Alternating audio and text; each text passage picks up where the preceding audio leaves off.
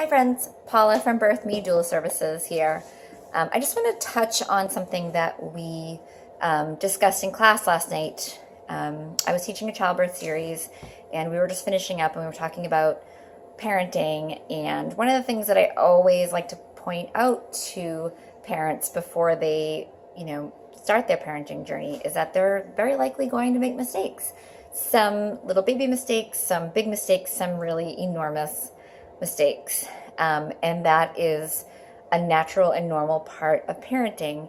And that you may decide to use a method or a technique, and then a few days later, or a few months later, or even a few years later, decide that this is really not working for your family and change and do something totally different.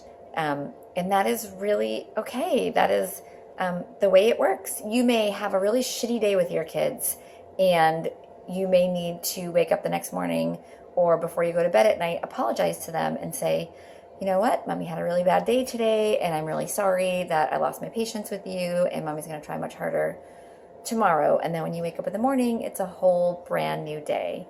We're not perfect. I don't really feel, even as a mom of 5 and parenting for 22 years, that has ever been a moment where I feel like, yeah, I've got everything figured out.